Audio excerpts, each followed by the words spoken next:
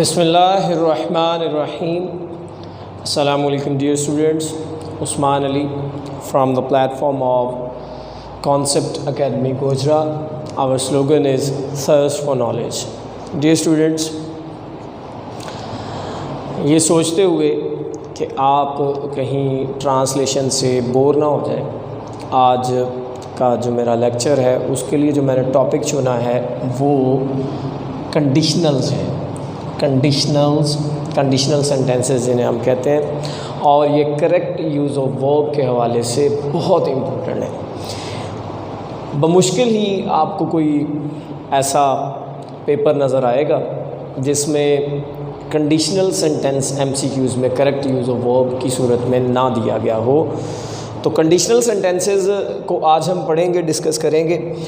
Conditional sentences basically are of 4 types. First of their type is zero conditional. Zero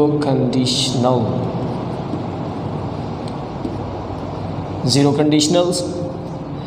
Then first conditionals.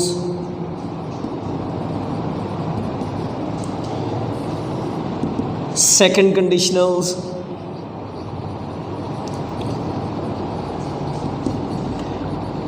And the last of the type is third conditionals.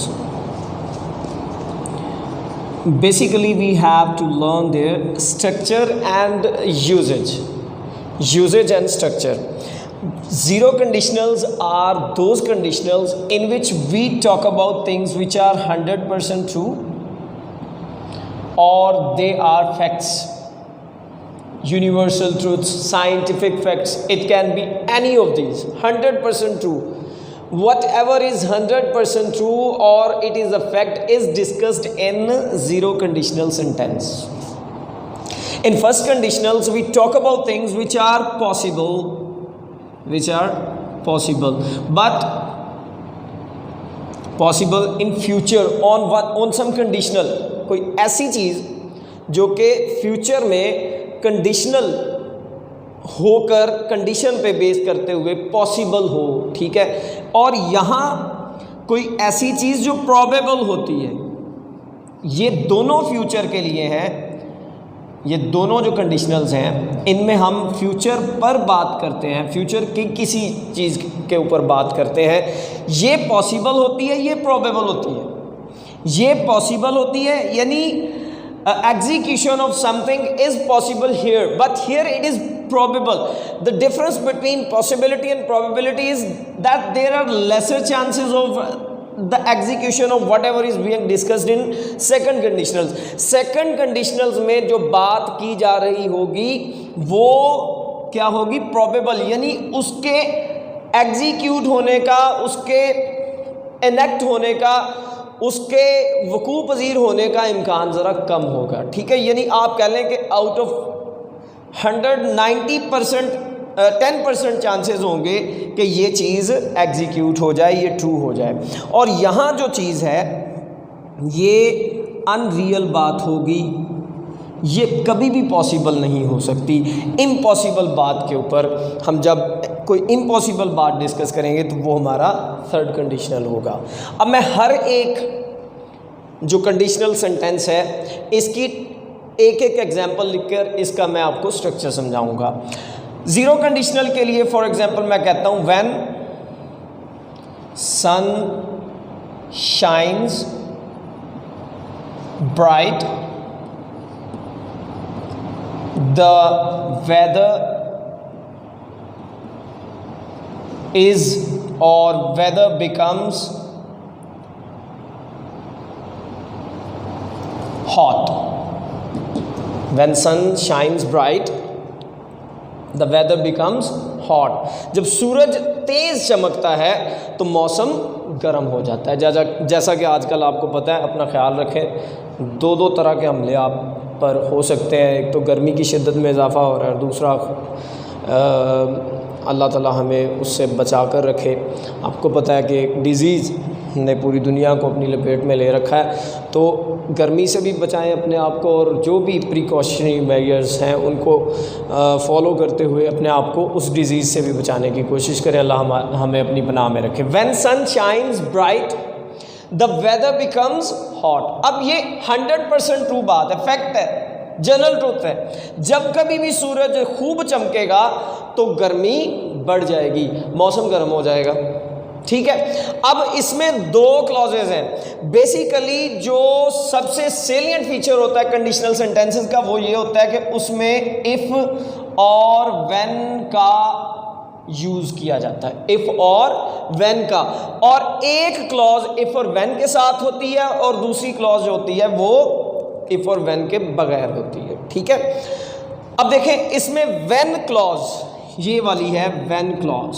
ठीक है, ये if के साथ भी है हो सकता है और ये व्हेन के साथ भी हो सकता है। व्हेन सन शाइन्स ब्राइट एक क्लॉज है और दूसरी है द वेदर बिकम्स हॉट। हमने इन दोनों क्लॉजेस के वर्ब्स के ऊपर गौर करना है। ये वर्ब की फर्स्ट फॉर्म प्लस एस और ई एस, और ये वर्ब दूसरा वर्ब की फर्स्ट फॉर्म प्लस एस और ई एस। दोनों क्लॉजेस के अंदर वर्ब की प्रेजेंट फॉर्म के साथ एस या ई एस का एडिशन यूज हुआ है। ये कौन सा टेंस होता है?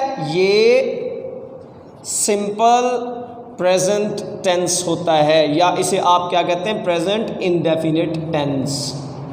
यहां भी कौन सा टेंस है? Simple present tense.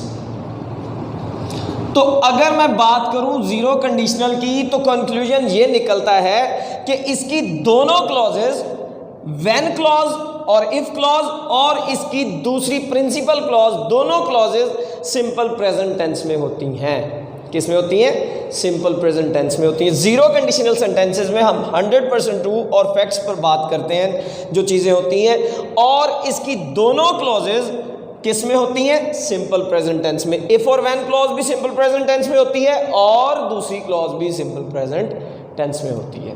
अब आते हैं हम अपने फर्स्ट कंडीशनल सेंटेंस की तरफ। ये क्वाइट पॉसिबल चीज़ों के ऊपर बात करेगा। फॉर एग्जाम्पल मैं कहता हूँ if he becomes a doctor, if he becomes a doctor, he will serve his nation wholeheartedly।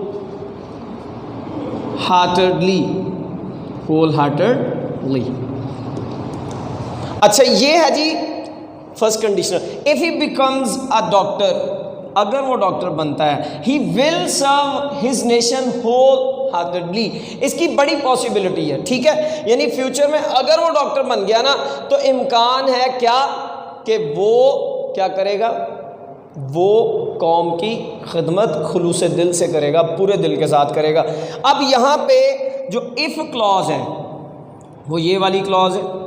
हमने दोनों वर्ब देखने हैं। एक वर्ब है यहाँ, ये वर्ब की प्रेजेंट फॉर्म प्लस एस का एडिशन या ई एस का एडिशन है।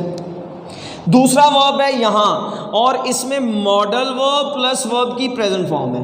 मॉडल वर्ब विल भी हो सकता है, मे भी हो सकता है और कैन भी हो सकता है। इन तीन में से कोई एक मॉडल वर्ब हो सकता है। ठीक है, मॉडल वर्ब की आप गौर करें कौन सी फॉर्म है? प्रेजेंट फॉर्म है। मॉडल वर्ब की प्रेजेंट फॉर्म, ठीक है, और उसके साथ वर्ब की प्रेजेंट फॉर्म लिखी हुई है, यानी वर्ब की पहली form will, may, can, present form of modal verb plus verb की प्रेजेंट फॉर्म, पहली फॉर्म वर्ब की, ये यूज हो रहा है स्ट्रक्चर। तो इसका अगर मैं कंक्लूजन निकालूं तो वो ये है कि फर्स्ट कंडीशनल सेंटेंसेस की इफ और व्हेन क्लॉज जो होती है वो सिंपल प्रेजेंट टेंस में होती है, सिंपल प्रेजेंट टेंस में होती है, और जो दूसरी क्लॉज होती है उसमें present form of verb, modal verb, present form of modal verb plus present की वर्ब की प्रेजेंट फॉर्म होती है, और कोई भी तीनों में से एक वर्ब हो सकता है। मॉडल वर्ब हो सकता है विल, मे और कैन, विल, मे और कैन। ये हमने डिस्कस किया फर्स्ट कंडीशनल सेंटेंस। अब हम चलते हैं अपने सेकंड कंडीशनल सेंटेंस की तरफ। If I one the lottery, I would spend money on buying a good house। अच्छा जी, ये है जी सेकंड कंडीशनल। इसमें मैंने बताया कि प्रोबेबिलिटी फैक्टर होता है। ये भी फ्यूचर से रिलेटेड बात है, लेकिन प्रोबेबल चीज़ हो सकती है। ठीक है, प्रोबेबल यानी आपके 10% आउट ऑफ 100 जो है वो चांसेस हैं, 10% चांसेस हैं कि ये एग्जीक्यूट हो सके। अब इसमें इफ क्लॉज को देखना है हमने, और दूसरी क्लॉज को देखना है कि इसमें हमने वर्ब कौन सा यूज़ किया। यहाँ इफ क्लॉज के अंदर जो वर्ब यूज़ हो रहा है वो वर्ब की पास्ट फॉर्म है। वर्ब की 3 फॉर्म्स हैं, एक को कहते हैं प्रेजेंट फॉर्म और वर्ब, एक को कहते हैं पास्ट फॉर्म ऑफ वर्ब और एक को कहते हैं past participle form of verb. और एक और फॉर्म होती है चौथी, वो होती है present participle form of verb, present participle form of verb. ये याद रखना है आपने। प्रेजेंट फॉर्म ऑफ वर्ब जिसे आप प्रेजेंट फॉर्म कहते हो, पहली फॉर्म यानी गो, और वेंट सेकंड फॉर्म, ठीक है। पास्ट पार्टिसिपल गोन थर्ड फॉर्म, और प्रेजेंट पार्टिसिपल गोइंग, आईएनजी वाली फॉर्म्स को हम प्रेजेंट पार्टिसिपल फॉर्म कहते हैं। तो ये होती हैं फॉर्म्स ऑफ वर्ब। अब यहाँ पे देखें वर्ब की कौन सी फॉर्म है, second, past form of verb है। तो कंक्लूजन ये निकलता है कि जो इफ क्लॉज होगी वो हमारी पास्ट टेंस में होगी, जिसे आप पास्ट इंडेफिनिट टेंस कहते हैं, पास्ट टेंस में होगी। और दूसरा वर्ब देखें, दूसरे वर्ब में देखें, ये जो मॉडल वर्ब है वुड हो गया, पहले क्या था विल। ये माइट भी हो सकता है और ये कुड भी हो सकता है, ये माइट और कुड भी हो सकता है। यानी मॉडल वर्ब की पास्ट फॉर्म यूज होगी। कौन सी form, past form of modal verb use होगी, और उसके साथ वर्ब की ये कौन सी फॉर्म है, प्रेजेंट फॉर्म, प्लस वर्ब की प्रेजेंट फॉर्म। तो कंक्लूजन ये निकलता है कि सेकंड कंडीशनल सेंटेंसेस में इफ और व्हेन क्लॉज जो है वो पास्ट टेंस में होती है, जबकि इसकी जो दूसरी क्लॉज है उसमें past form of modal verb होता है और वर्ब की प्रेजेंट फॉर्म उसके साथ होती है। ये हो गए हमारे सेकंड कंडीशनल सेंटेंसेस। अब हम बात करते हैं थर्ड कंडीशनल सेंटेंस की। थर्ड कंडीशनल सेंटेंस की एग्जांपल मैं यही दे लेता हूं, if I had won the lottery, I would have, simple कर लेते हैं सेंटेंस को, bought a house,